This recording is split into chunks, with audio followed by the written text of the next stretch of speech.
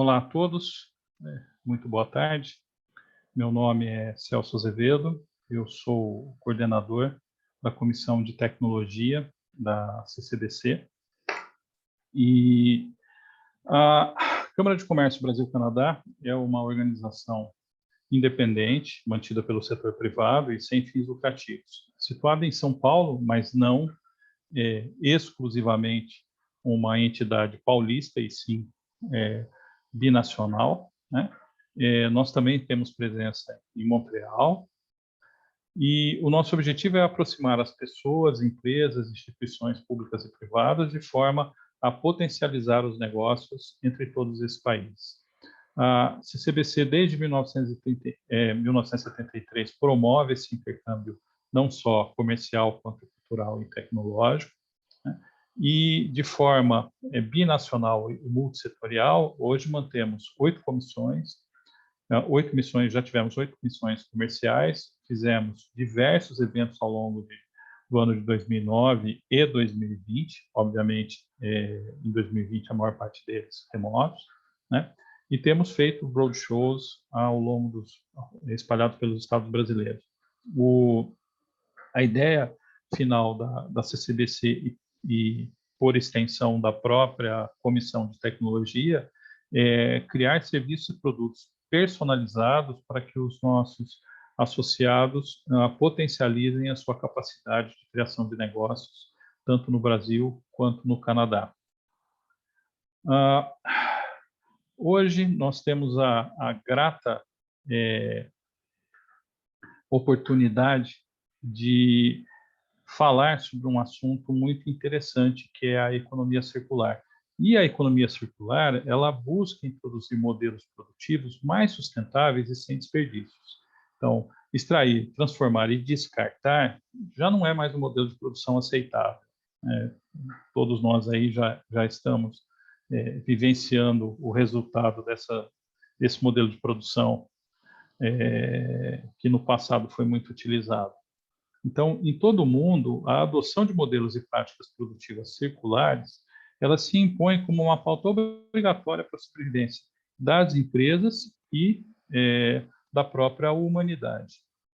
No evento de hoje, nós vamos ter 3 convidados especiais que debaterão a aplicação dessas tecnologias inovadoras e sustentáveis no processo de desenvolvimento de produtos e serviços digitais.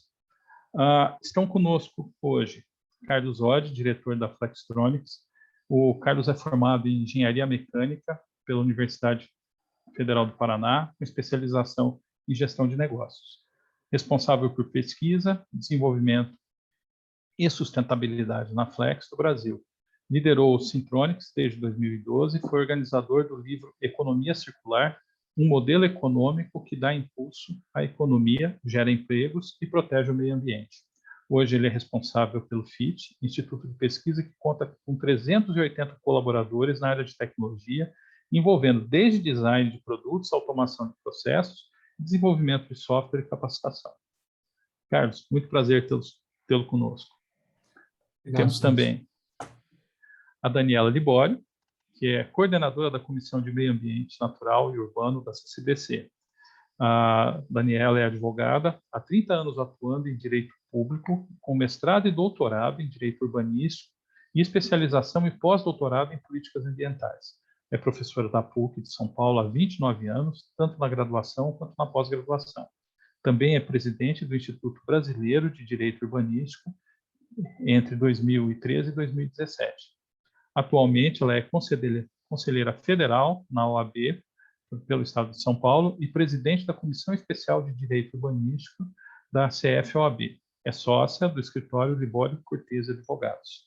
Daniela, um grande prazer tê-la aqui conosco. E temos também o Gustavo Schelles, que é o Head de Design da Schelles e Hayashi Design. O Gustavo Schelles é diretor de inovação e Head de Design Industrial da Schelles e Hayashi, se graduou em Engenharia Eletrônica e cofundou sua empresa antes de terminar a graduação em Design Industrial. Tem pós-graduação em Gestão na EASP, da FGV, e especialização em cenários futuros pela Universidade de Oxford. Se interessa bastante por sustentabilidade biomimética e tecnologias em saúde, assim como por mergulho, fotografia e gastronomia. Fantástico. Todos os assuntos me interessam, viu, Gustavo? Prazer tê-lo conosco. Agora, nesse nosso primeiro bloco, eu peço que cada um dos nossos convidados faça a sua explanação, né? Nós vamos abrir um espaço para vocês poderem se comunicar com o nosso público.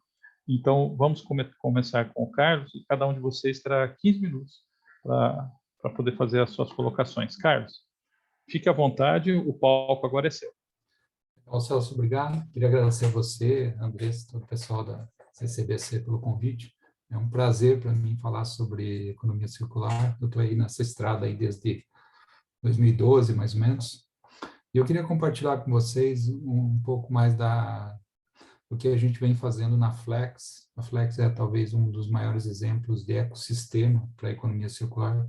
No Brasil, com certeza, mas provavelmente no mundo, na área de eletrônicos. A gente conseguiu montar um ecossistema muito legal aqui no Brasil. E eu queria compartilhar isso com vocês. Então, vou começar aqui compartilhando a apresentação.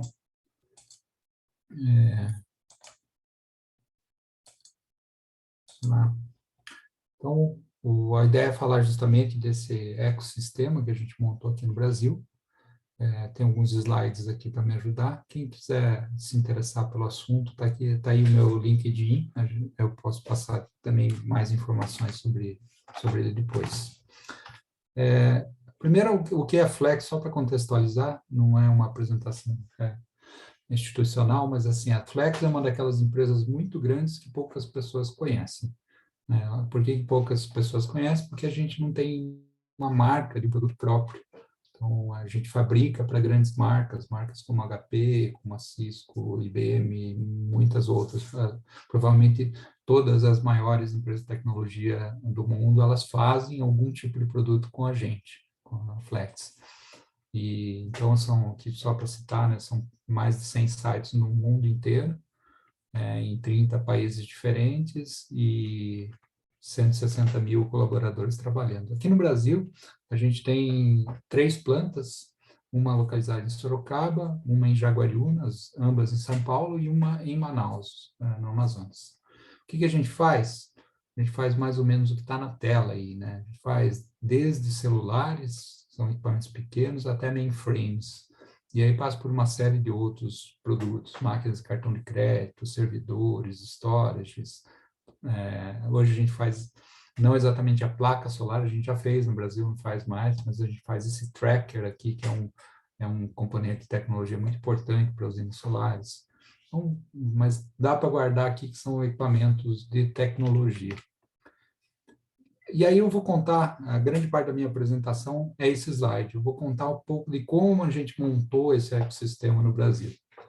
Então, a Flex aqui no Brasil, esse é o nosso site de Sorocaba, ela fazia até 2012 o que a Flex faz no mundo inteiro, que é fabricar equipamentos de alta tecnologia e distribuir esses equipamentos para o mercado. A gente fazia isso, e lá pelas tantas, um cliente nosso, que é a HP, chegou com um desafio que era mais ou menos assim. Falou, vocês já fazem todos os produtos nossos.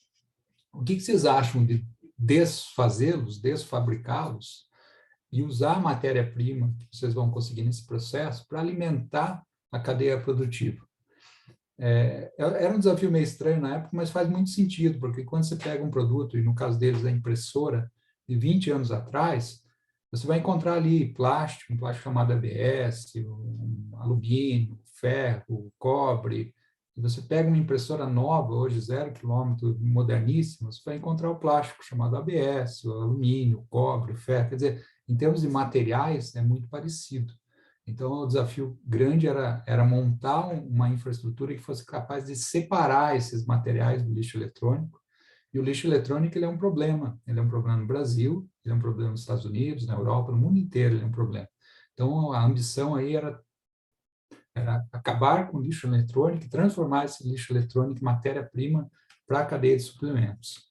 E aí a gente montou o que a gente chamou de Synctronics, que é um Sustainability Innovation Center. É uma operação nossa que começou a fazer esse trabalho de desmontagem e começou a aproveitar aí o material.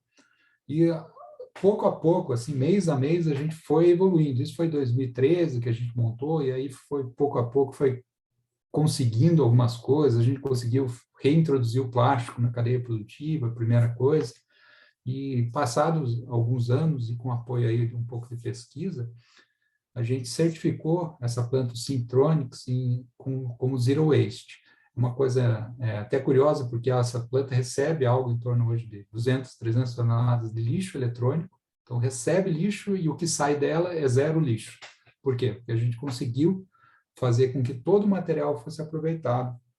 Na verdade, 95% em peso do material torna-se outro material, papel torna-se papel reciclado, plástico torna-se plástico reciclado, ferro, cobre, todos os metais são reciclados. 5% são materiais que a gente não conseguiu um processo de reciclagem, então eles são usados para geração de calor. A gente aprendeu a fazer isso com basicamente todos os materiais. Aí a gente passou essa experiência para a Flex. A Flex está aqui do lado direito da tela, né? E aí a gente está falando de 5.000 pessoas trabalhando. Então, caminhão entrando, caminhão saindo, pessoas tomando café, jantando, almoçando, uma operação bem dinâmica mesmo. Também é certificada hoje como Zero Waste. Então, a gente tem todo esse ecossistema que não gera lixo para aterros, né? O único lixo gerado lá é o lixo de banheiros, que a gente não, por legislação, não pode reciclar mesmo, né? Mas, assim, em geral, a gente reaproveita tudo que está lá. Isso é economia circular? Pô, isso é uma boa parte da economia circular, né? A ideia da economia circular é que não se gere mais lixo, mas ela ainda atinge só a parte final. A reciclagem é uma coisa interessante de se fazer, necessária de se fazer, mas é a última das opções dentro da economia circular. Antes disso, tem outras. E aí, junto com o nosso centro de pesquisas, que se chama FIT, a gente foi desenvolvendo algumas tecnologias. A gente também montou uma espécie de um outlet chamado A Fábrica, que é um outlet para produtos que a gente chama de origem circular. Então, produtos que foram reciclados, produtos que foram reparados, produtos que foram recuperados, de forma geral. Isso a gente vende, em geral, para os colaboradores da Flex. Como são 10.000 do Brasil inteiro, em geral, os próprios colaboradores compram tudo que a gente disponibiliza. E aí a gente foi caminhando e a gente descobriu o seguinte, que além da reciclagem, além do reparo, da remanufatura, o maior impacto que a gente poderia causar é o impacto do design. Daqui a pouco o Gustavo Schelles, que é um mestre no assunto, vai falar de design, mas até então a gente trabalha com produtos que foram talvez fabricados há 10 anos atrás, 15 anos atrás, e esses produtos que foram fabricados há 15 anos atrás, eles foram planejados lá há 20 ou 25 anos atrás, quando o mindset não era de economia circular, o mindset era totalmente outro. Então, os produtos que a gente tem hoje, eles não são fáceis de reciclar, eles não são fáceis de reparar, e eles usam muita matéria-prima, que é o que, usando muita matéria-prima, é o que acaba gerando muito impacto ambiental. E aí a gente montou esse, que a gente chama de ecossistema mais completo, de economia circular, que, se forem olhar, ele fabrica, né, partindo aqui da Flex, né, ele fabrica equipamentos, manda para o mercado, depois, a hora que chega o fim de vida dos produtos, o Syntronics recolhe, ele tem uma área de logística reversa, reciclagem, recicla, aproveita o material, passa para a Flex, né, que faz novas peças, novos equipamentos, manda para o centro de distribuição, manda para o mercado e aí continuamente. Essa é a nossa ideia de economia circular que a gente montou aí desde 2013, então faz 8 anos que a gente tem ano a ano evoluído com esse ecossistema. Agora, como que a gente continua evoluindo? Esse é um ponto muito importante. Se a gente pensar na economia linear, ela surgiu lá junto com a Revolução Industrial, há muito tempo atrás, 200 e tantos anos atrás. E desde então, o sistema vem sendo aprimorado para a economia linear. A gente tem máquinas fantásticas para extrair minério de ferro, a gente tem máquinas fantásticas para transportar, para transformar esse minério em aço, para transformar o aço em outros equipamentos. Agora pensa na economia circular. A gente não tem máquinas fantásticas ainda para reciclar equipamentos. A gente não tem máquinas fantásticas ainda para reparar equipamentos. Então, isso tudo precisa ser desenvolvido. E o papel da tecnologia ele é importantíssimo, porque a economia circular só vai ser mainstream quando a gente der um sentido econômico para ela. Se não der um sentido econômico, ela vai continuar sendo uma coisa de nicho. E a gente atua aplicando o máximo de tecnologia possível. Então, assim, vou passar em alguns casos aqui. Desde o início, em torno de lá 2013, a gente sabia que não podia tratar a logística reversa, sei lá, numa planilha Excel. A gente montou desde então um sistema único, colaborativo, que funcionava via internet, que traqueia todas as coletas que a gente faz, joga num banco de dados, tem facilidades de otimização, facilidade de visualização pelos nossos clientes, né, que são as pessoas que solicitam a coleta da logística reversa. Então, tudo isso foi digitalizado desde o começo. Sabe? Eles falam indústria 4.0, indústria 4.0 para logística reversa. A gente está aí nessa jornada desde 2013. O que a gente faz hoje? A gente, além dessa parte de digitalização, a gente trabalha com outras tecnologias. Por exemplo, esse lado aqui está escrito um SyncBeam do lado esquerdo. Ele é um sensor que vai dentro das nossas, entre aspas, lixeiras, que ele avisa se a lixeira está cheia ou vazia. Porque o pior custo que tem em todo esse processo é o custo logístico. Agora, esse custo logístico ele pode ser ainda pior se você for coletar uma lixeira vazia. Então, a gente conectou esses sensores com o nosso sistema, aquele sistema digitalizado, e a gente usa também a inteligência artificial para dialogar com os nossos clientes, então, algumas coisas de respostas automáticas e tal.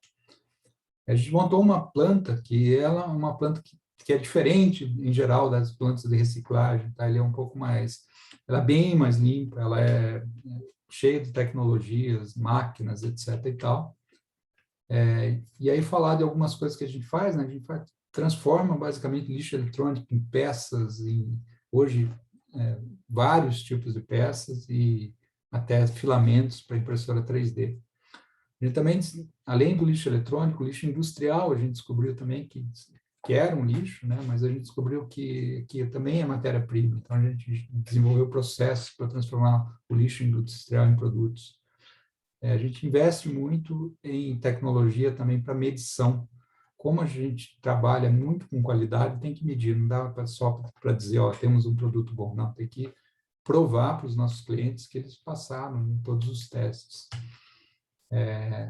Tecnologia para reparo. Como a gente é fabricante, e um grande fabricante, ficou, vamos dizer, um pouco facilitado estabelecer os mesmos processos de reposição de peça, de testes de equipamento e tal, porque a gente conhece o produto original. A gente faz isso e deixa os produtos praticamente novos depois dos processos de remanufatura. Então, a gente faz isso para computadores, faz isso para celulares. Então, a gente está falando aqui de uma média de talvez 10 mil produtos por mês que a gente já, de alguma forma, ou repara ou remanufatura, mas torna a vida mais longa desses produtos.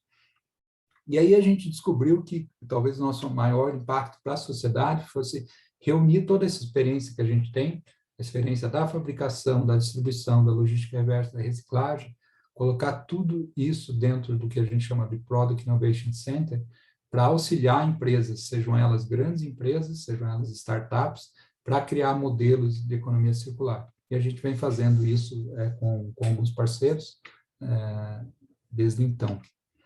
Esse aqui é um exemplo de um produto que a gente impactou. Eu não posso, infelizmente, falar a marca, nem dar a foto real dele ali, mas é um produto que a gente impactou uma grande empresa multinacional, que na verdade é italiana, que a gente influenciou no design, mudando, por exemplo, a embalagem, mudando o tipo de material para que o material da geração futura fosse compatível com a geração anterior, então a gente poderia utilizar os produtos antigos como material para os produtos novos.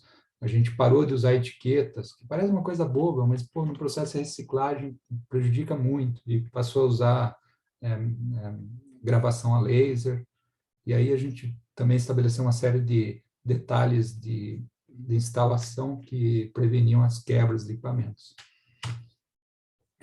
Por último aqui, esse meu último slide, a gente sempre acha, né, o FIT, ele como instituto de pesquisa, ele tem uma função social, então a gente tem programas também, e esse é um programa muito legal, que agora deve se expandir para a rede estadual de ensino aqui em São Paulo, que é transformar o lixo eletrônico em robozinhos, né? Com isso a gente quer embutir na cabeça, né, dos jovens duas coisas importantes. A primeira é que não existe lixo, a gente pode reaproveitar várias coisas.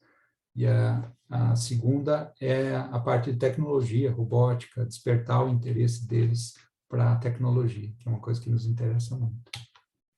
Bom, era isso que eu tinha para falar. Eu acho que o meu tempo foram uns 15 minutos aqui. E agora eu vou passar a bola de volta para o Celso aqui, Celso. Opa, fantástico, Carlos. É impressionante os resultados que a gente consegue, né? E realmente o teu último slide ele é bastante significativo, até porque com a educação das novas gerações é que nós vamos conseguir mudar esse eixo todo, né? Agora eu passo a palavra para o Gustavo. Gustavo, fique à vontade. Você foi nominalmente instigado pelo Carlos a falar das características do design, então fique à vontade. O palco é seu. Obrigado. Acho que foi bem legal também eu fazer essa minha contribuição aqui depois da do Carlos, porque o trabalho que eu vou mostrar hoje tem bastante a ver com o que ele falou, e a gente é parceiro também nessa busca do aumento da divulgação e também da introdução da economia circular. Então, vou mostrar aqui dois projetos. Um deles é um projeto que a gente fez com a Synctronics e que está em curso ainda, né?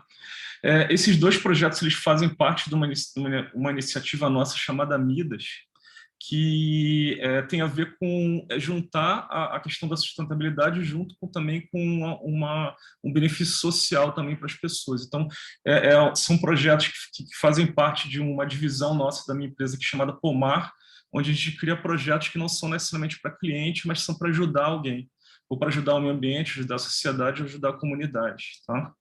Então, vou falar aqui de um projeto que é para gestão de lixo digital, que a gente fez junto com a Synctronics, e um projeto também que a gente estava fazendo junto com a Mirclink para gestão de lixo que fica no oceano.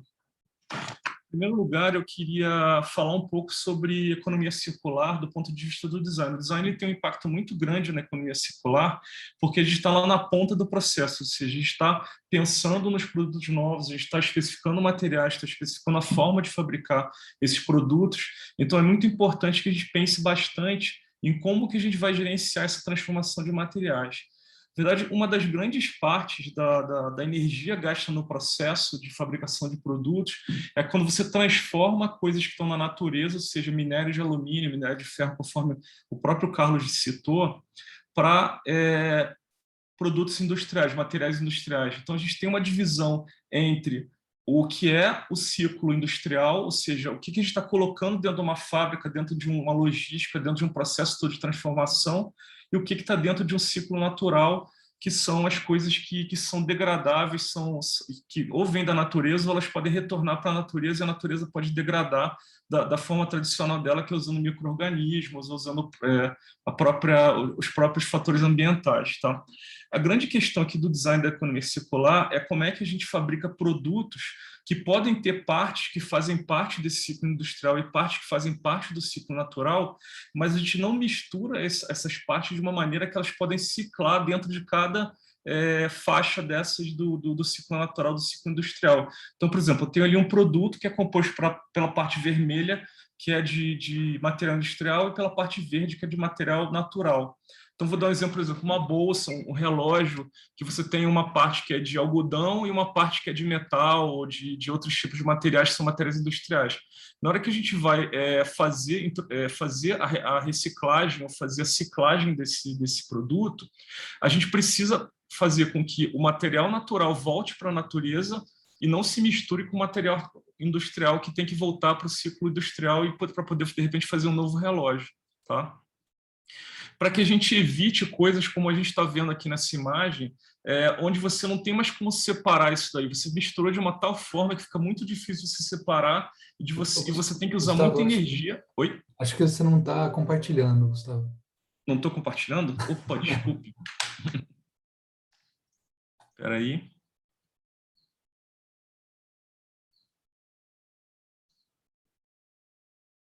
Agora sim.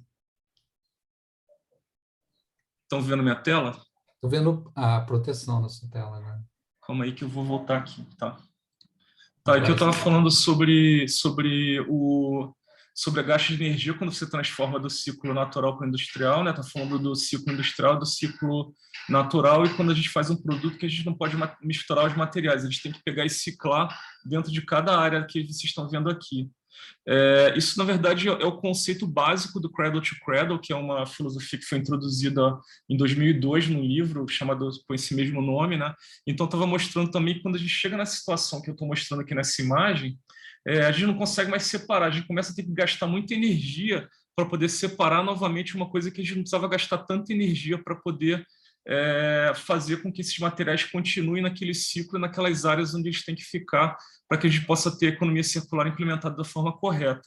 E a gente acaba tendo problemas também com esse aqui, quando você vai e mistura coisas da natureza com coisas industriais, e a gente mesmo também engasgado agora por causa dos problemas que a gente mesmo gerou, e está sendo muito difícil reverter agora, porque chegou num ponto onde quase a gente não tem mais volta em relação ao que a gente causou com o meio ambiente, tá? Então, quando a gente fala de design, a gente está falando de design que ele tem que considerar uma série de questões assim que não é só um design para o produto ficar bonito, né? É um design para que você tenha ética no projeto de produto e na fabricação também, que você traga um bem-estar não só para o ser humano, mas também para os outros animais, porque os animais fazem parte desse planeta também, eles sofrem, eles sentem, então a gente tem que pensar um pouco nisso também, tem que pensar como é que o produto vai ser usado, reusado, desmontado, refilado, para que traga também bem-estar e felicidade para as pessoas, como é que ele vai ser reciclado. O upcycling também é uma forma também possível da gente usar os materiais, ou seja, eu pego aquele material, eu não uso necessariamente para fazer o mesmo produto, mas uso para fazer outros produtos, eu vou falar um pouco sobre isso também. E, principalmente, para que os produtos durem mais, ou seja, eu não tenho produtos que sejam tão descartáveis. Então, por exemplo, tem uma lavadora de roupa que, em vez da lavadora, na hora que quebrar, ou na hora que ela ficar velha, eu simplesmente descartar, jogar fora, eu poder ou fazer uma manutenção, ou poder fazer um upgrade dessa lavadora para uma nova tecnologia que eu tenho, por exemplo, para poder melhorar o performance do produto. Tá? Então, o primeiro exemplo que eu vou dar aqui é um trabalho que a gente fez junto com a Synctronics, e foi um trabalho bem legal que a gente fez junto com o Carlos, que foi de destinação principalmente do lixo eletrônico, daqueles 5% que ele citou, que não são facilmente recicláveis, né? Então, a gente tem muitos materiais que, às vezes, ele tem um valor já percebido de engenharia, que tem um acabamento bom, ele tem uma precisão, ele tem uma estética que é até interessante, de repente, mesmo que ele esteja dentro de uma caixa, mas que, se eu for reciclar, eu simplesmente vou destruir essa precisão, vou jogar fora um acabamento, uma cromagem, vou jogar fora uma usinagem, uma coisa que foi feita que, de repente, eu posso usar aquilo esteticamente para poder fazer um novo produto. Tá? Então, o objetivo desse projeto foi, em primeiro lugar, alavancar a economia circular, né, também fazer uma divulgação maior sobre isso. Segundo, como eu comentei, reduzir a pobreza também de algumas comunidades pela geração de renda, pelo treinamento deles também para usar ferramentas e poder produzir alguma coisa, e também a geração de valor, a gente poder gerar produtos que possam ser comprados pelas pessoas e se tornem duráveis, de repente, no ambiente de utilização na casa delas. Né? Então, esse projeto ele tinha como objetivo a gente identificar esses materiais que a gente tinha lá dentro da Synctronics, que não seriam facilmente recicláveis, vou mostrar daqui a pouco, a gente fazer o design de produtos com esses materiais, desenvolver algumas parcerias para que a gente pudesse transformar esses materiais em alguns produtos interessantes de design, recrutar essas comunidades, treinar as comunidades, criar um centro de manufatura que elas possam, de repente, usar ferramentas simples para poder montar esses produtos e vender esses produtos para poder gerar renda para eles. Tá? Então, aqui seria uma ideia da gente pegar, por exemplo, cilindro de toner de impressora, às vezes, engrenagens que são compostas por dois materiais e que esses materiais estão fundidos, é muito difícil de eu poder separar. Ou, por exemplo, vidro temperado de scanner, que eu não tenho como reaproveitar aquilo a não ser derretendo e usando a mesma energia que eu usei antes para poder também fabricar o vidro original. Ou eixos de impressora que tem esse acabamento bonito, que ele não enferruja, ele é um material que foi feito para durar muito tempo para poder fabricar produtos. E a gente dá algumas ferramentas para essas pessoas das comunidades para que elas possam realmente ajudar na fabricação e poder gerar renda para elas, né? Então, vou mostrar aqui um exemplo de produto que a gente fez, que foi uma luminária, que hoje tem essa luminária lá na Synctronics, seria um produto interessante para a gente poder fabricar, e ela é feita por partes ali, eixo de impressora, engrenagem, pedaço de scanner para poder fazer aquela parte branca ali em cima para poder fazer difusão de luz. A gente usa o material também que eles reciclam, o ABS do gabinete das impressoras, e transforma em filamento para poder fazer impressão 3D, e aí usa a impressão 3D de uma maneira que a gente não poderia usar, por exemplo, num processo de injeção comum. Então, a tecnologia dá para a gente uma possibilidade de a gente fazer uma coisa que, além de ter esse viés de economia circular e ambiental, a gente consegue também fazer formas que a gente não conseguiria fazer pelos processos comuns. Tá? Então, a gente tem aqui uma série de ideias aqui de interessantes, e a gente está num processo, assim, no meio desse processo, infelizmente a gente tem algumas dificuldades, que eu não sei se depois o que a Daniela vai falar, mas a gente tem algumas questões, por exemplo, tributárias, de como é que a gente faz, por exemplo, para poder comprar esses materiais da Synctronics, para poder mandar para as comunidades, transportar isso, ter nota fiscal. Então, tem uma série de questões ainda governamentais e tributárias que a gente precisa resolver para que a gente possa viabilizar esse tipo de produto, tá? Um outro projeto que a gente fez também, que eu comentei, a gente teve uma ideia de fazer um projeto para poder retirar plástico dos oceanos e usar esse plástico também para poder gerar renda para comunidades carentes. A gente começou esse projeto com a Mir Clean, que ele ajudou a gente a pensar um pouco como é que poderia ser, e agora a gente está procurando parceiros para a gente poder fazer a finalização dele em termos de tecnologia. O grande problema do plástico nos oceanos é que o plástico, principalmente o plástico de embalagem, ele usa resinas que têm uma densidade muito próxima da densidade da água, ligeiramente menor do que a densidade da água. Então, ele flutua, ele fica numa faixa da água onde ele recebe os raios solares e é degradado pela luz ultravioleta. Então, essas embalagens, elas vão sendo degradadas em pedaços menores, e nunca chega numa degradação suficiente para se tornar novamente uma molécula que possa ser absorvida pelo meio ambiente. Então, os peixes, eles vão incorporando isso, eles vão comendo esses pedacinhos de plástico e vai entrando dentro de uma cadeia de alimentação que acaba caindo na gente, né?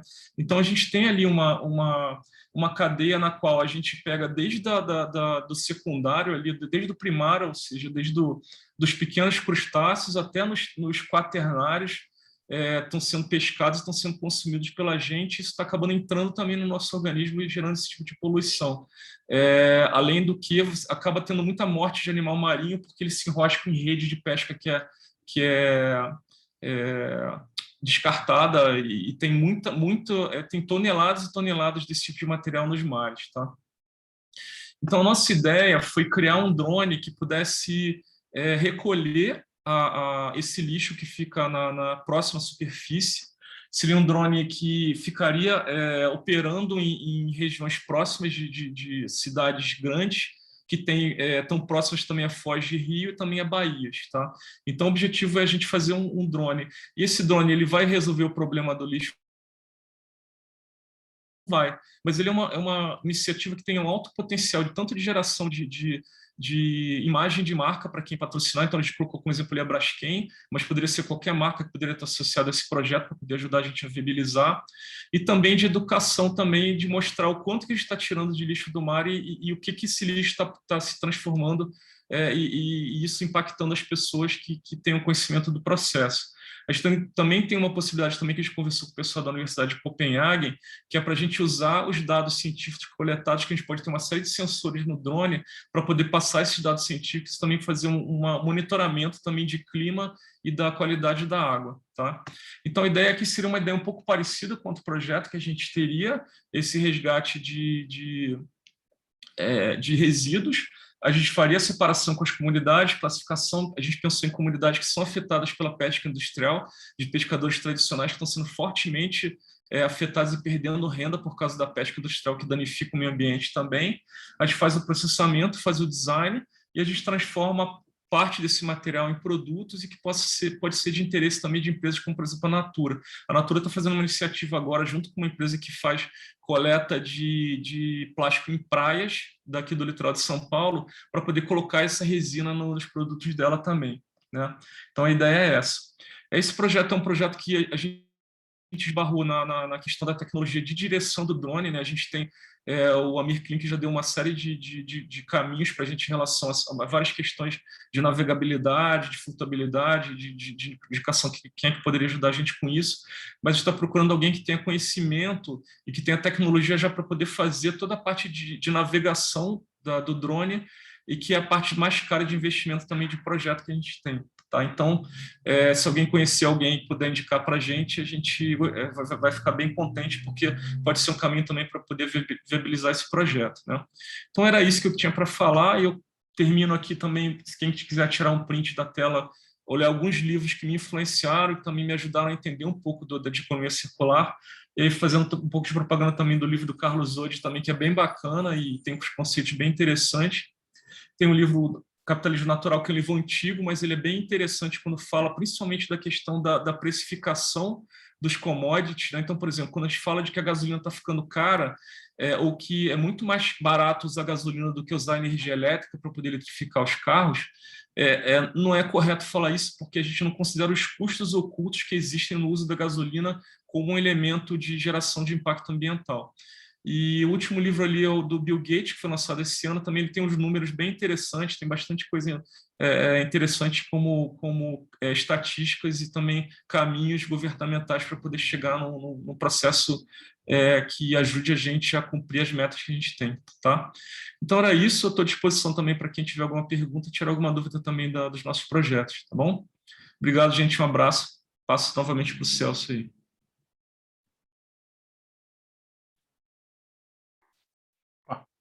Fantástico, Gustavo. É no mínimo instigante, né? E a gente realmente tem que assumir a nossa responsabilidade em relação a tudo isso e promover a mudança. Bom, agora, por último, né? Mas nem por isso menos importante, nós vamos ter a presença da Daniela, que também já foi instigada, né, pelo Gustavo. Então, Daniela, o palco está aí, fique à vontade. Obrigada, Celso. Bom, para mim é uma verdadeira aula que eu tive agora com tanto Carlos quanto o Gustavo, de profunda riqueza, né? E de projetos não só sinérgicos, como virtuosos em todas as perspectivas possíveis, né? Sociais, ambientais, econômicas, de toda a ordem. E, na verdade, o que eu vou me propor a trazer aqui são algumas reflexões a respeito até do papel, né? Eu sou advogada e aí meu foco é o meio ambiente, principalmente urbano, mas não só, trazer um olhar a respeito do direito e o quanto isto colabora ou prejudica, né, na ideia da economia circular. Então, assim, a primeira relação que eu quero trazer é que é fundamental a gente analisar um pouco as políticas públicas a respeito de economia circular, né?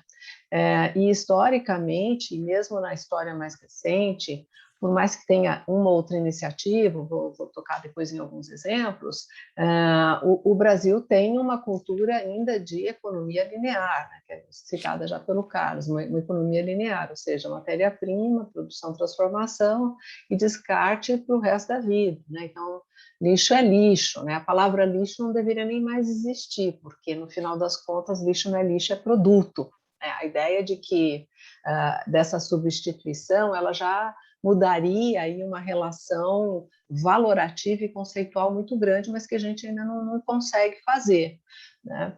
Então, a ideia é também olhar o que nós temos de políticas públicas a esse respeito. Por enquanto, nós temos lá uma série de diretrizes, a Constituição Federal ela traz todo um arcabouço de sustentabilidade, depois as legislações federais, etc., e elas vão indo por segmentos. Então, por exemplo, a Política Nacional de Resíduos Sólidos, ela traz valores e instrumentos, né, e diretrizes para que se tente fazer a implementação, pelo menos em parte, do que é uma economia circular, por exemplo, numa logística reversa, né?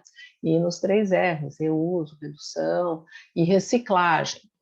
Então, nós temos algum aparato para isto, né? Ou seja, então, aquele que tiver uma iniciativa para caminhar como Carlos, como Gustavo, então vai encontrar essa legislação ali longe, né, de diretrizes, de ideias que são favoráveis. O problema é que isso, na prática, encontra uma série de obstáculos. Então, trazendo para isso, o que nós temos que pensar? Nós temos um país em que municípios, estados e União, uma federação tripartite, tem capacidade legislativa e capacidade executiva, ou seja, de implementar políticas públicas e de produzir normas. A União é que produz, por exemplo, para a parte econômica. Então, só a União pode produzir legislação na área econômica, mas na área ambiental, os 3 podem. Então, o município pode implementar legislações com relação ao seu meio ambiente, o Estado e a União, né? Na parte tributária, tem umas competências específicas.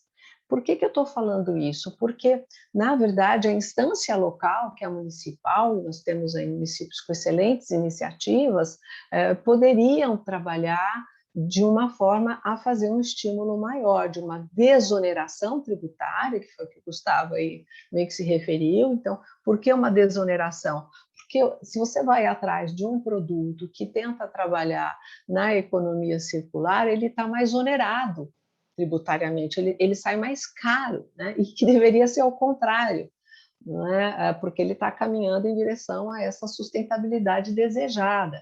Mas o sistema que nós temos normativo, ele é conflituoso. Para quem tenta atuar nisso, vai ver uma oneração da sua cadeia. Então, uma das formas seria, por exemplo, trabalhar nessa instância local, com as atividades ambientais, também com essas iniciativas sociais aí trazidas pelo Gustavo, e também na questão tributária, assim como no Estado, assim como na União. Então, existe aí todo um ambiente para ser trabalhado com isso. Um outro exemplo que é importante trazer, né, eu pontuei a questão da logística reversa, uma desoneração tributária que poderia se dar nessas 3 instâncias. Por exemplo, um exemplo clássico disso é a questão de um aterro, né? Então, aquilo que efetivamente for orgânico, que vai para um aterro.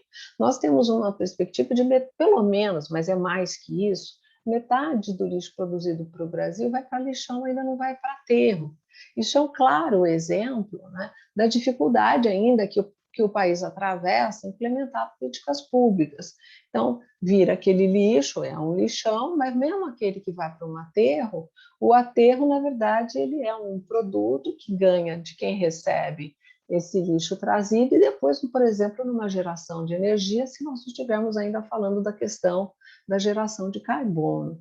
Então, que seria, não é, justamente transformar o que é lixo em produto. Então, mesmo aquele que vai ser descartado absolutamente, né, no lixo, num aterro, mesmo assim ele é produto. Né? Então, você tem uma logística reversa, mesmo num aterro sanitário, se transforma em produto. Não é? Você tem a questão do reuso de um produto, você tem a da reciclagem. Então, nós temos, na verdade, fragmentos pelo país, fragmentos normativos, né, que indicam que há uma vontade, uma tendência, mas tudo ainda está um pouco picotado. Então, seria fundamental haver uma melhor sinergia nessa cadeia. E isto precisa ser feito com cada alinhamento, então, com cada atividade. Então, o Carlos traz aqui toda essa parte de tecnologia, né?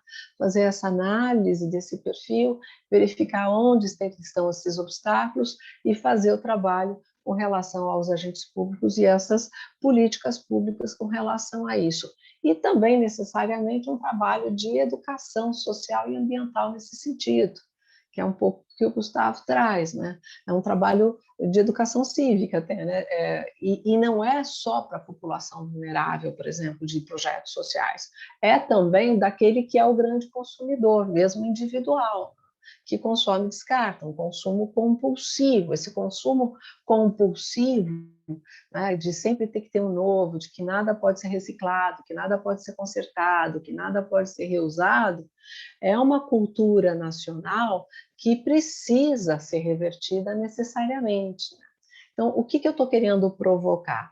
É que para isso sair, né, dos bons exemplos e atingir um processo de escala, precisa haver implementação, né, em várias frentes para que haja a economia circular prosperando no nosso país. Isto não significa que essas excelentes iniciativas aqui relatadas e outras tantas que existem, elas não devam existir, ao contrário, né? São essas boas práticas que podem ilustrar que isto tem que tomar um tamanho muito importante. Nós temos como um parceiro importante, por exemplo, pode parecer até um contrassenso, os tribunais de contas, né, que são órgãos fiscalizadores desse sistema e que fiscalizam a ação do poder público, porque o próprio poder público, ele como pessoa jurídica, ele é um consumidor voraz, né? Ele não organiza o uso da sua energia, ele não organiza o uso do seu papel, ele não organiza o uso da sua tecnologia, ele não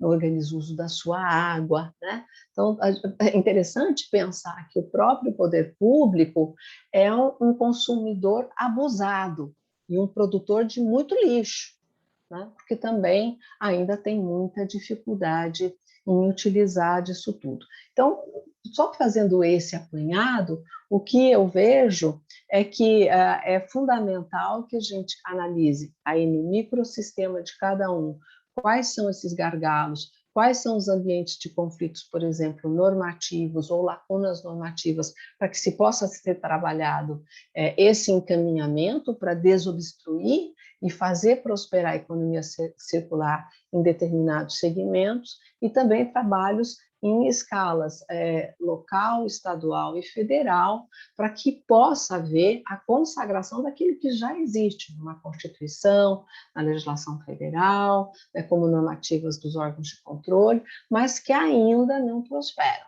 E para isso é fundamental uma ação aí mais abrangente de várias instituições, ao empresário, ao empreendedor, né, que arroja e atua nisto, é a coragem, né, é a persistência, não é? É a clareza, a lucidez desse ambiente que muitas vezes é adverso no país, mas que entendo como possível. Então, pode parecer que a minha fala aqui é um pouco desestimulante, mas é ao contrário, né? É dizer que existe pelo país toda uma estrutura possível, mas que ainda tem buracos para serem fechados, ainda tem nós para serem extraídos, e aí é fundamental que a gente né, que se verifique quais são, para que possa ser desobstacularizado, né, que esses nós eles possam sair, tanto na questão ambiental, quanto na questão social. Uma vez eu ouvi de um prefeito, só para fazer uma pequena referência, que ele não podia acabar com o lixão naquele município, porque muita família sobrevivia do lixão. Então, assim, claro que havia um grau de acidez ali, um grau de ironia, né? Mas um sistema perverso. Então, quer dizer, não, vamos ofertar uma política pública social para aquilo, vamos fazer uma cooperativa de catadores, vamos trabalhar com outro tipo de capacitação e vamos encaminhar esse lixão como um aterro, vamos fazer essa transformação, né? Mas veja a mentalidade com que tem que se trabalhar e quanta coisa ainda tem que se verificar, né? Então, existem alguns vilões do momento, então, né? E eu não estou falando que não sejam, você está falando a questão do plástico, aí tem a questão dos canudos, das sacolas plásticas, né? Mas que isso não possa ser um mero exemplo, que o canudo plástico não seja ele per si, né? O grande vilão, e sim refletir a respeito dessa ainda persistente economia linear, né? Mesmo que seja contrário àquilo que já está na legislação. Então, acho que precisamos, sim, ter mais exemplos como essas que foram citados. Acho que há um ambiente para esse crescimento, entendo que isso pode avançar, né? E, por fim, quer dizer, aquela relação win-win, todo mundo sai ganhando com isso, né? Que é difícil pensar um pouco fora da caixa. E os gestores públicos, né, nas 3 esferas, às vezes têm uma dificuldade em se pensar fora da caixa e fazer de uma nova maneira, né? Então, às vezes precisa haver um processo de convencimento, de demonstrar. E boas práticas como essa do Gustavo e do Carlos são sempre muito bem-vindas para demonstrar para esse nosso Estado brasileiro que há uma outra forma de se fazer as coisas e que a legislação e o direito e os operadores da área não são um obstáculo e que podem ser grandes parceiros com relação a isso. É o convite que eu faço nessa primeira reflexão.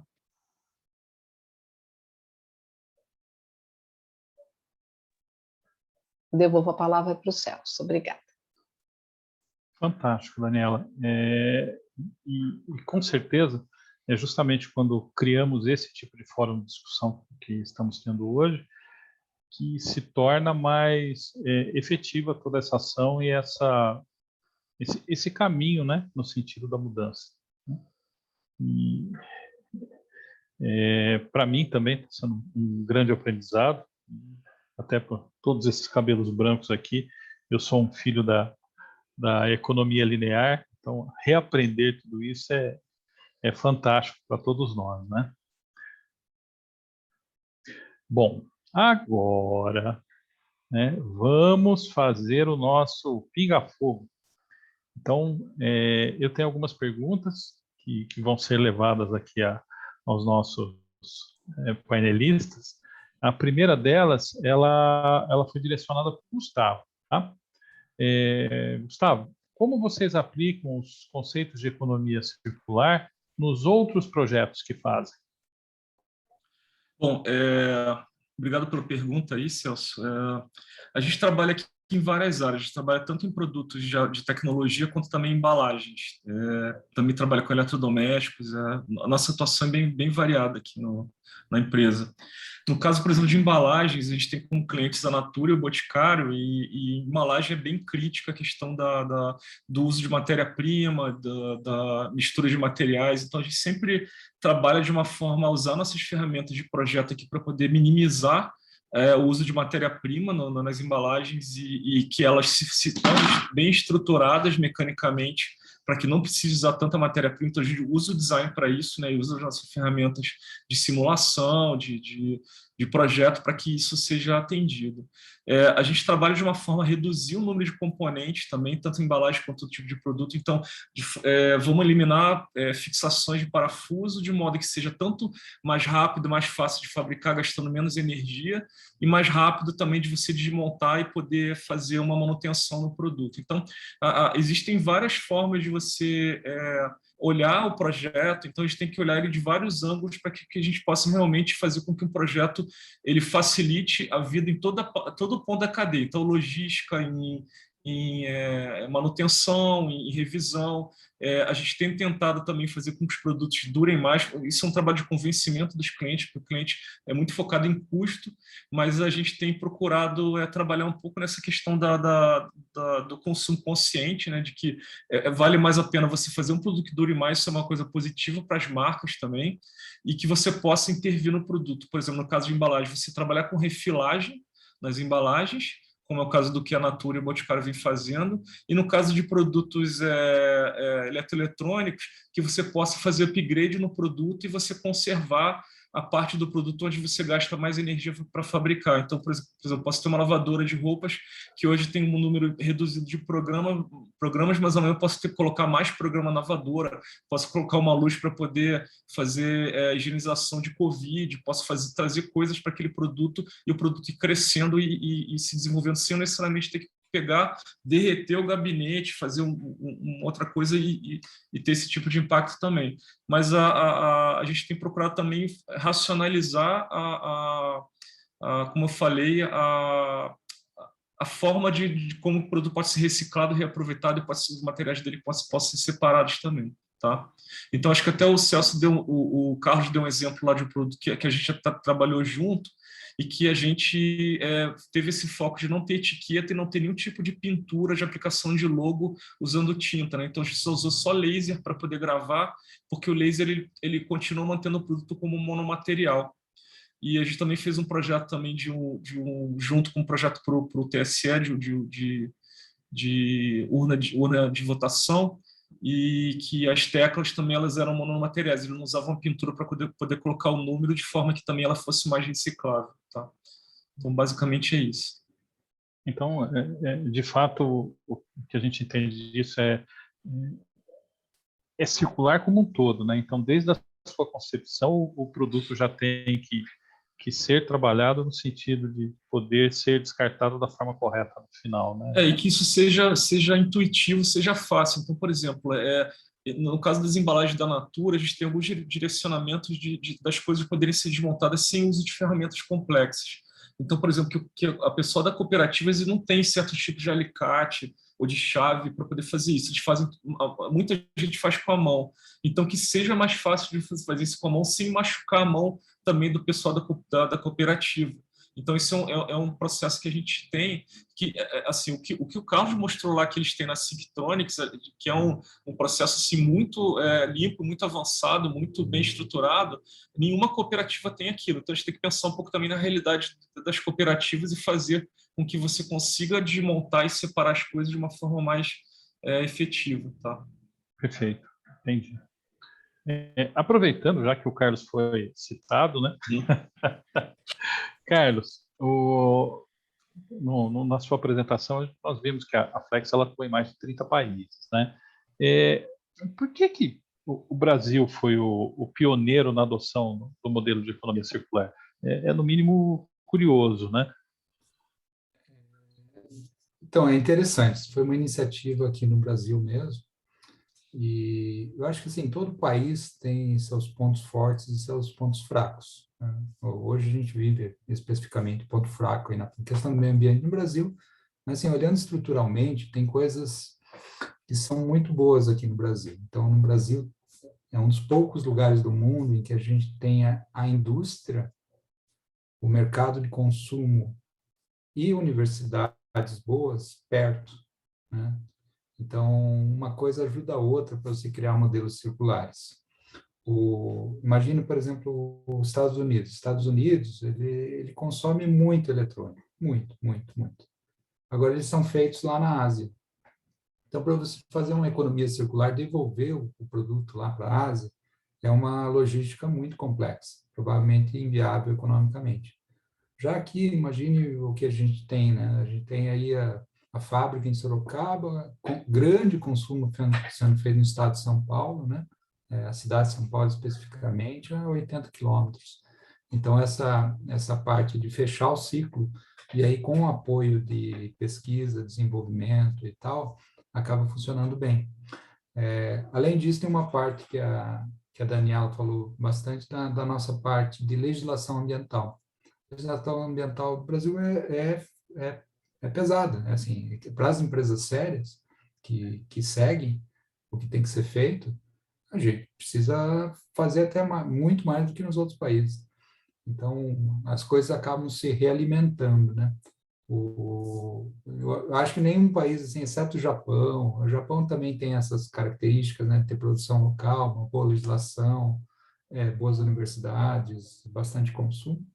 Mas, assim, Japão, Brasil, China agora, mas a Europa e os Estados Unidos, que conceitualmente sempre são mais avançados, né, em termos de teoria, eles não têm o laboratório prático que a gente tem. Então, acabou nascendo aqui algumas coisas interessantes, né? Esse tipo de coisa propaga.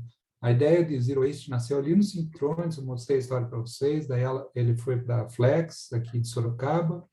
Hoje, a gente tem na Flex de Jaguariúna o processo em andamento para acontecer, em Manaus também, e a empresa, a corporação definiu como um target de todas as Américas terem as operações Zero Waste em determinados períodos diferentes.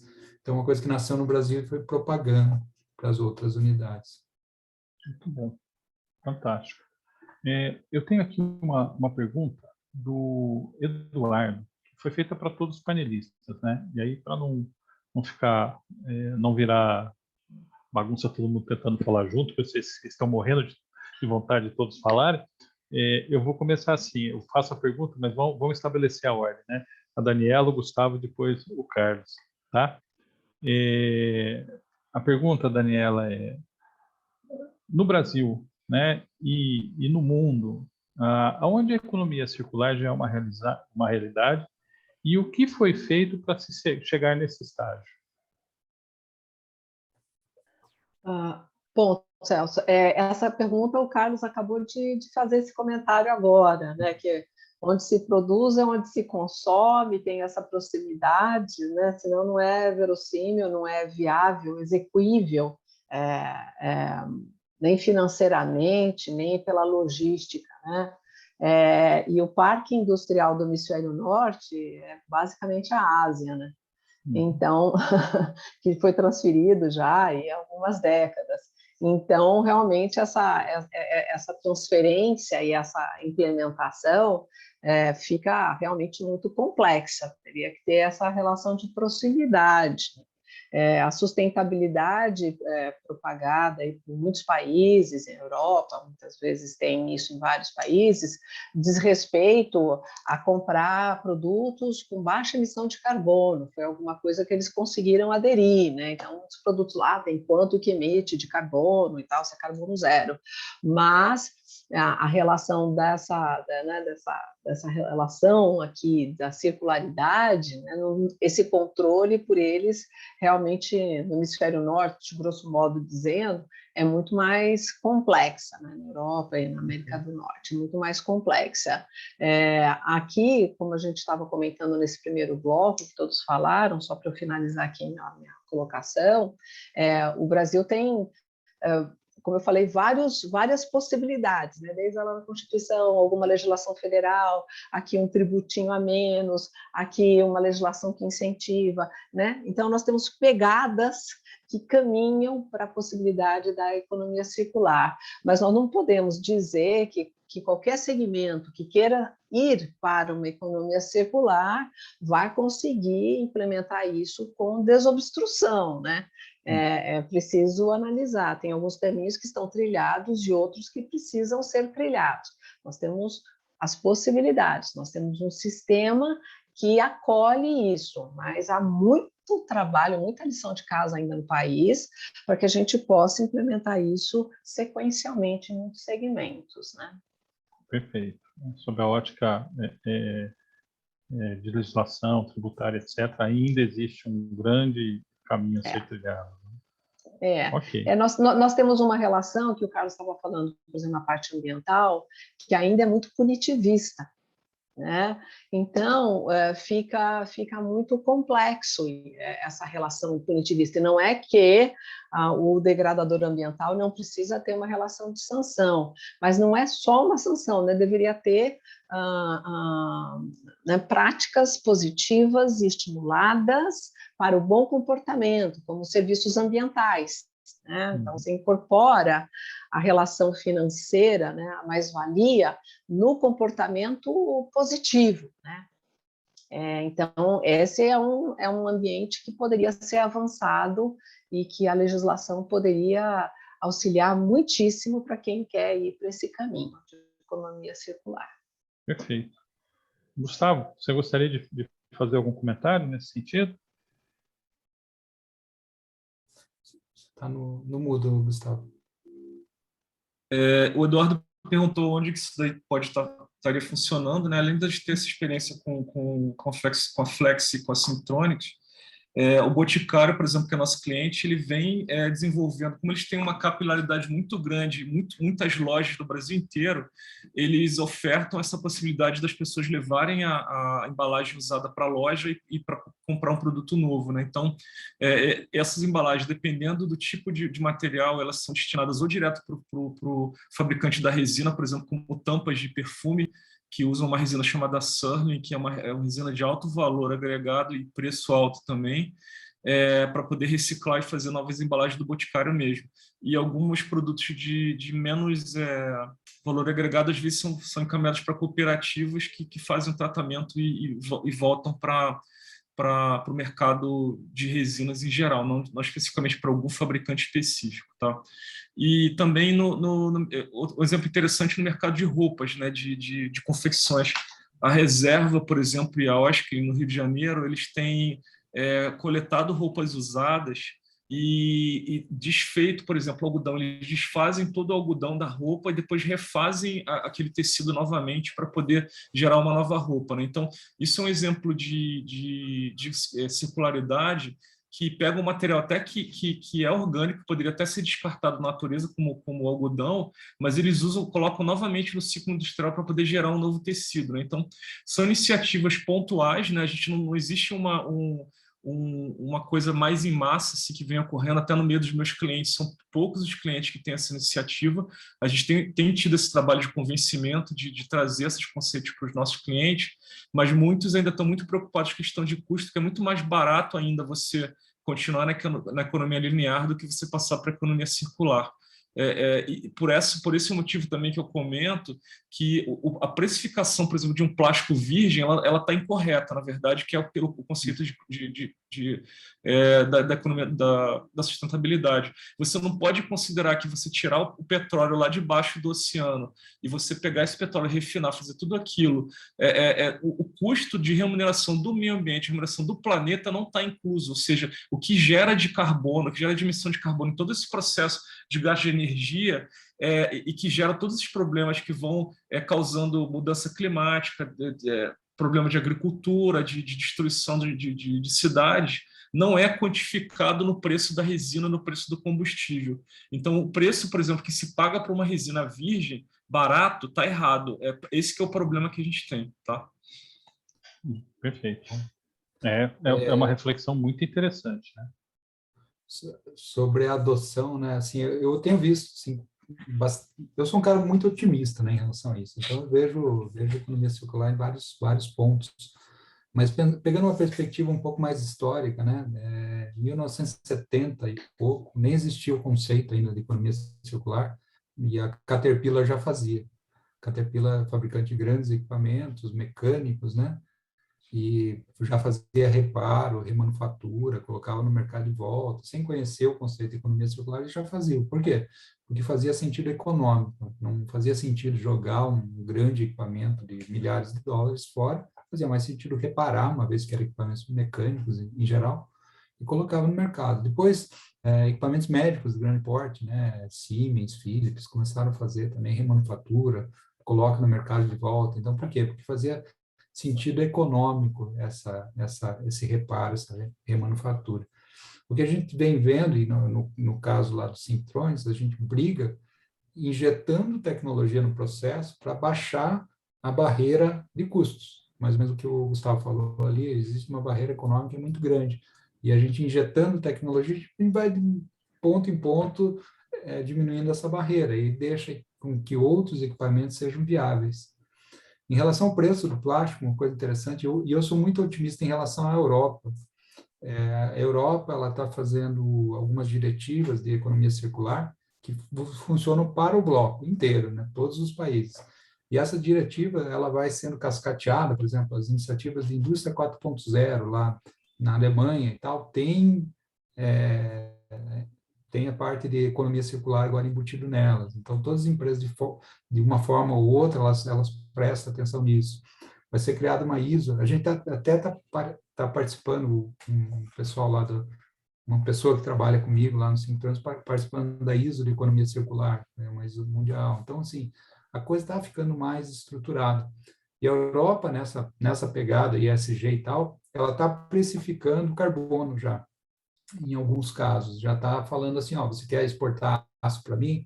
Então, você vai exportar, mas você jogou tanto de CO2 no mercado, você vai ter que pagar por isso. Então, já está precificando. Isso muda um pouco esse jogo que o Gustavo acabou de falar. Não é que o preço da resina reciclada é caro. O problema é que a resina virgem é muito barata. Ela não tem todos os componentes de custos que deveria. Perfeito. Bastante interessante. Bom, vamos lá. Temos mais perguntas. Essa é para o Carlos novamente, né? Deixa eu ver se eu deixei passar aqui. Carlos, é uma outra reflexão muito interessante, né? A pandemia, ela acelerou ou diminuiu essa transição para a economia circular, né? Porque, de fato, nós estamos vivendo uma nova realidade, e assim, eu diria que ímpar, né? Dentro da trajetória do ser humano aí nos últimos dezenas de anos, talvez centenas de anos, né? Como é que podemos olhar para isso? A pandemia é bem complexa de se analisar, assim, né? Tem muita, a maior parte das coisas são ruins, né? Agora, do ponto de vista da economia circular, os hábitos da economia circular, vamos pensar assim, eu vou usar o equipamento até o final, eu vou comprar equipamentos mais duráveis, eu vou reciclar. Isso são hábitos que surgem em tempos de restrição de recursos, em guerra, por exemplo. Eu não vivi momentos de guerra, mas meus avós, meus pais viveram, eles tinham esses hábitos, né? Então, a economia circular não é uma moda de agora, são hábitos antigos que, em tempos de restrição de recursos, eles se tornam mais evidentes. Então, se a gente pegar, por exemplo, enjoei.com durante a pandemia, teve muito mais movimento do que tinha no passado. Então, o pessoal começou a tratar os equipamentos usados por outras pessoas de uma forma um pouco mais natural. Eu acho que isso, tentando responder de forma curta, eu acho que teve um impacto ruim num primeiro momento. As pessoas, elas deixaram de comprar serviços, passaram a comprar coisas, passaram a materializar um pouco mais a economia, mas a quantidade de tecnologia que foi gerada nesse momento da pandemia vai ser positivo. Por exemplo, a gente está aqui, né, nesse call, provavelmente ninguém pegou o carro para fazer isso, está todo mundo no escritório, na casa e tal. Isso, de certa maneira, vai ajudar aí o meio ambiente, a economia circular, de uma forma geral. Então, eu sou otimista que o impacto daqui para frente, por ter tido a pandemia, vai ser muito bom. Perfeito. Você falou do não pegar o carro. Quantas vezes eu tive que viajar 300, 400 quilômetros para fazer uma reunião de 1 hora, né? Isso não, mas mesmo o fato de a gente estar um pouco mais sujeito não, mas assim, um pouco mais natural a gente comprar coisas do enjoei.com, comprar coisas usadas. Só o fato de a gente ter se acostumado com isso é uma coisa boa. Isso não, acho que não vamos voltar atrás. Espero que não, com certeza. Não estou fazendo propaganda desse site, tem vários outros, né? Só para citar um deles. É uma referência. Uma referência. Vamos lá, uma pergunta para o Gustavo. Gustavo, na sua opinião, né? O que falta para a economia circular se tornar uma realidade mais universal? Bom, eu acho que falta ainda bastante coisa. Eu acho que a gente está no caminho, né? Mas ainda falta bastante coisa. A gente tem aí 3 atores que são responsáveis por isso, né? A gente está falando da indústria, da sociedade e das entidades governamentais. Como a Daniela falou, a gente tem algumas pontas aí que estão surgindo, mas que elas não estão ainda totalmente interligadas, né? Eu acho que a indústria, ela na maior parte, não vou falar assim, casos isolados como, por exemplo, da Flex, mas eu vou falar da maior parte, ela é mais reativa. Então, ela tem que ser puxada tanto pela sociedade quanto pelo governo. Então, a gente tem que cobrar mais isso, tanto do governo quanto das indústrias, nós como sociedade, e a gente tem que ter esse nível de consciência também bem evoluído, né? E isso faz parte também do processo educacional. Então, a gente está falando de um país onde grande parte da população não tem acesso a uma educação de qualidade. Então, quando a gente também vê, a gente não vai conseguir ter um processo de economia circular no mundo enquanto você tiver países com nível de pobreza que a gente tem aqui, por exemplo, na África, na Índia, ou na China mesmo também.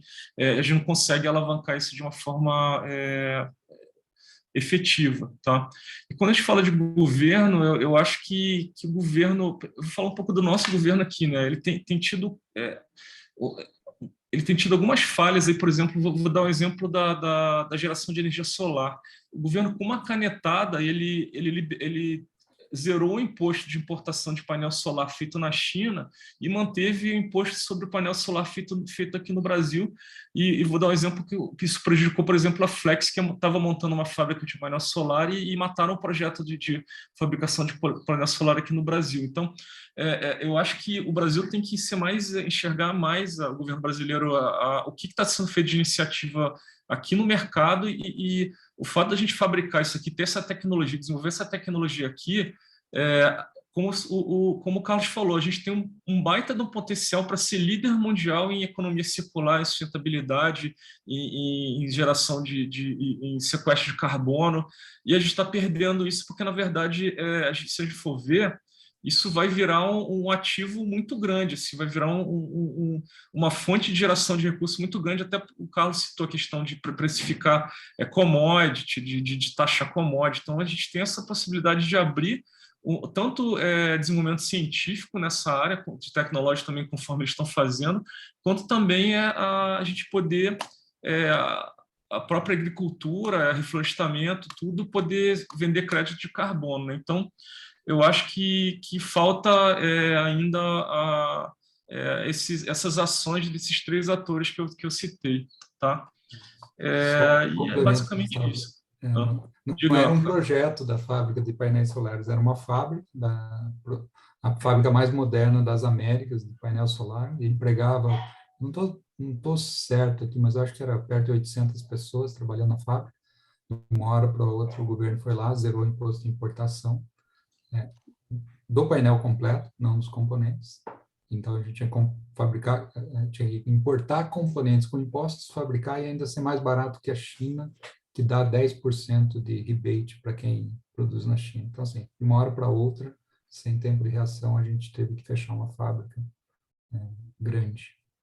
E aí me lembra uma outra coisa, né, Carlos? Agora a gente está vendo no noticiário que o país está à beira de um apagão, né? Sim, provavelmente a gente poderia ter ajudado. Não sou contra a importação, assim, sou super a favor da competitividade, né? Sendo igualitário, mas tem espaço para importar, tem espaço para fazer nacional também. Está faltando painel, inclusive. Uhum. Faltando Eu diria energia. que está faltando até uma política aí realmente tem a ver com o ente público, né, Gustavo? Uma política mais agressiva para a adoção, por exemplo, de painel solar, por que não, né? Uhum. Sim, por causa da nossa posição como a gente tem um nível de insolação grande, né, também, né? Então a gente pode ter uma matriz energética bem mais diversificada, até com outras fontes mais mais interessantes, né? Essa hidrodependência que o Brasil ficou, né, que restaurou, na verdade, era assim, há 20 anos atrás, essa hidrodependência energética, houve depois do primeiro apagão no final da década de 90, né, com a crise energética horrorosa, aí que veio as tarifas diferenciadas e tal, no fim da década de 90, começou-se a tentar fazer uma diversificação de matriz energética, que não prosperou muito tempo, né? E aí nunca mais se discutiu uma matriz energética diversificada e, por que não, né? Microsetorizada. Né? Existe mais do que tecnologia, vocês devem saber disso melhor do que eu, né? Que sou aqui de uma área instrumental, que é o direito, mas eu mesma já verifiquei em momentos outros aí, né, em centros de geração de energia pela Europa, postes com painéis solares e eólica para produção numa casa. Por que isso não está aqui? Eu vi isso há mais de 10 anos atrás. Né? Então, nós temos a eólica, nós temos a solar, né? Nós temos todos os aterros, se tivessem instalados no país para geração de energia, não precisaríamos ter essa hidrodependência que causa uma série de distúrbios exógenos. Né? Então, a gente precisa da energia para gerar tudo isso que vocês estão falando. Aí nós estamos com escassez hídrica porque São Pedro não apareceu direito por aqui. Né? Então, como é que fica isso? Ainda vai dando insegurança alimentar, aí aumenta as commodities. Aí é um rolo sem fio porque não se faz um projeto, não se discute essa política. Por isso que eu falo, né, que conversar seriamente sobre políticas estratégicas e onde tem marcos normativos que precisam ser desobstruídos, é estratégico para qualquer setor produtivo poder caminhar com a menor insegurança possível, né? Com a menor insegurança possível. Até das ondas se faz energia, né? Já sabemos isso. Com 8.000 e tantos quilômetros de mar, não podemos também instalar nossas produções de energia pelos nossos mares, né? Então, sim, precisamos falar disso para desobstruir e desonerar toda essa cadeia produtiva que se quer instalar. Agora, de outro turno, né, do que vocês estão falando, como caminhar, né, como melhorar toda essa ideia da economia circular? É uma mudança de cultura. É uma mudança de cultura necessariamente, né? Nós estamos numa sociedade de consumo voraz e consumo instantâneo, de tudo, da aparência, do bem, do objeto, daquilo que se diz que é um serviço. Então, a economia circular, ela vai na contramão disso tudo, né? Ela vai para, na verdade, a ideia de que um bem pode ser, se não perpétuo, mas ele tem uma perenidade, ele tem uma duração, ele tem uma continuidade naquilo, né? Então, é mudar uma cultura, né? É disso que se trata, né? Então, como o Gustavo falou, é sociedade, mas não é só a sociedade, é o empreendedor e o consumidor, né, nessa sociedade. E além das instituições públicas, em todas as suas estruturas. Então, por exemplo, a universidade ela pode fazer um papel muito importante, não só na produção de pesquisa, mas ajudar a mudar a mentalidade, né? Na produção de conteúdo, no convite a cursos, e aqui também esse papel que a CCBC está fazendo em produzir um debate como esse, né? Que não gera verdades absolutas, mas põe minhoca na cabeça das pessoas, né? Isso um pouco. E a redução da pobreza acho que também é importante, né? A redução da pobreza tem a ver também com a gente fortalecer esses caminhos também em rumo à sustentabilidade, né? Sem dúvida alguma. Um item que tem me chamado a atenção ultimamente, e pensando ainda em pandemia, né? Já se imaginou o quanto de lixo, né, foi gerado em máscaras e outros produtos descartáveis aí por consequência da pandemia, né? E assim, não se ouve falar absolutamente nada no sentido de uma destinação correta desse lixo em particular, né? E eu fico imaginando o tamanho dessa conta. O lixo hospitalar ele é um lixo de difícil colocação novamente no ciclo, né? Então, normalmente ele é incinerado, usado para geração de energia. Agora, eu acho que se a gente for pegar as máscaras e colocar isso em massa, eu acho que a geração de carbono ela não é tão grande como outras fontes que a gente tem mesmo de emissão por combustíveis fósseis, e ainda assim ela acaba não sendo tão impactante, né? Se a gente for falar em máscara especificamente, tá?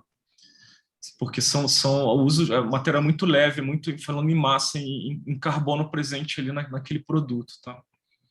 Ok. O Gustavo citou alguns livros lá, tem um livro do Bill Gates, quem não leu, eu sugiro colocar na lista, porque ele mostra de uma maneira bem didática quem são os grandes vilões, né? A gente sempre pensa... a gente tem aço e concreto são os principais, né? Aço e concreto. A construção civil, na verdade, é um dos maiores vilões da geração da emissão de carbono. E aí nós vamos para modelo de cidades, né? Que já está sendo alertado há muito tempo, que o modelo de produção de cidades no mundo é algo que tem que ser revisto. Já se discute isso há muito tempo aí nos encontros internacionais, que é para parar de ficar reconstruindo a cidade o tempo inteiro, né? Estima-se que no país, nas capitais brasileiras, entre no mínimo 30% e chegando a 60% dos imóveis estão vazios, né? Isso cria bolhas. Então, assim, pensar, cidades poderiam ser a metade do que são, grosso modo dizendo, mas não, aí os imóveis ficam fechados e vão sendo sucateados, eles têm uma vida econômica, né, que não se vê, e por um outro lado, há aí a construção, né? Sem olhar para quem vai morar ali dentro também, né? Porque agora nós temos áreas, apartamentos de 10 metros quadrados em São Paulo, né? Já são vendidos Sim. a 10 metros quadrados. Então, tem uma questão aí que é a produção do espaço urbano, que vai na linha do que o Gustavo está falando, com um agravamento dessas desigualdades sociais indesejadas, né? Umas desigualdades que não fazem diferença, mas são aquelas desigualdades indesejadas. Então, são modelos, né? Por isso que eu falo, é uma cultura que deve ser mudada, né? É uma cultura que tem que ser trabalhada, a gente tem que ter um olhar macro, né? Para esse sistema. E a economia circular, ela vem nessa sinergia de uma mais-valia global, né?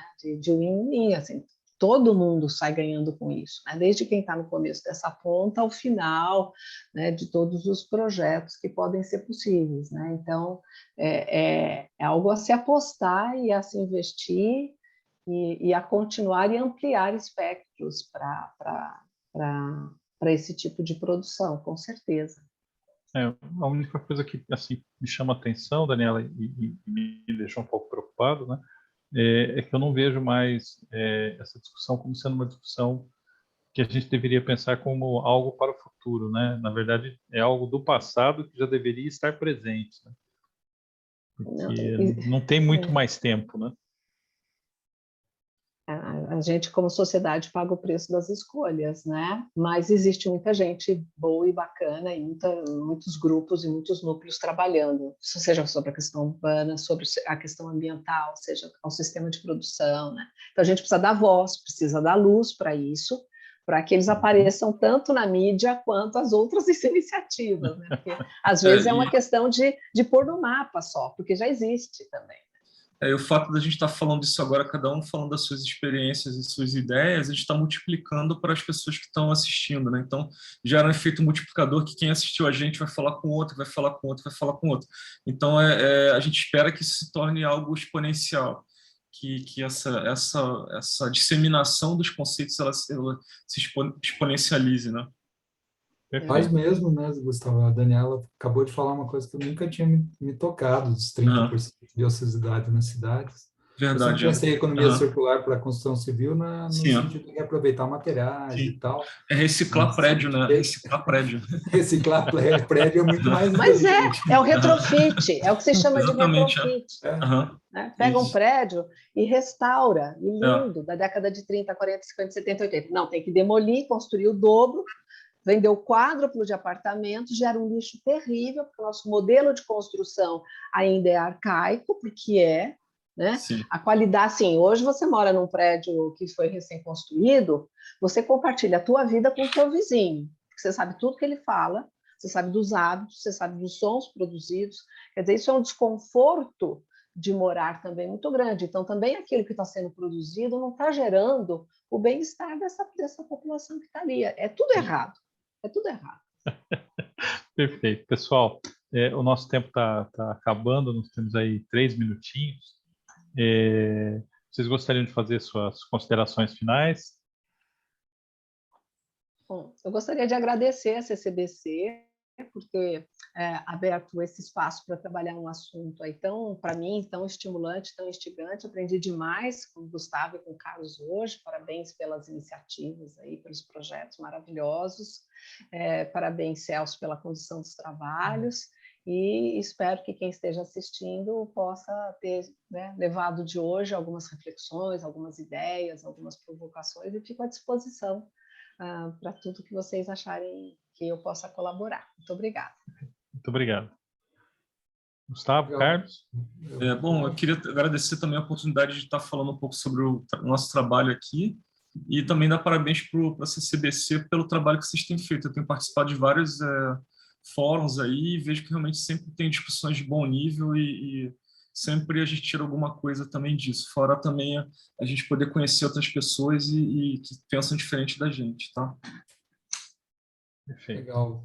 Celso, também queria agradecer, parabenizar a CCBC e falar aí para a galera se manter otimista. Eu sou otimista, acho que A economia circular vai ser... Estou nessa trilha já desde 2013 e vejo ano a ano a coisa evoluindo. Agora, com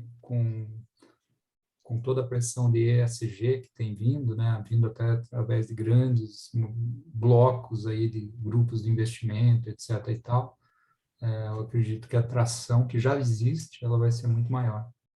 Então, vamos ficar atentos que isso vai acontecer, sim. Perfeito. Pessoal, eu só tenho a agradecer, aprendi muito hoje também. Foi uma experiência bastante interessante e o papel da Comissão de Tecnologia dentro da CCBC é exatamente esse, ajudar a trazer temas instigantes e informações que sejam relevantes para a comunidade como um todo, né? Não só dos associados, mas para a comunidade de uma forma geral. E aí eu os convido a sempre que quiserem expor alguma coisa ou participar, né, dos nossos eventos, trazendo novas informações, por favor, aqui é um fórum que está aberto para vocês. Então, muito obrigado. Obrigado.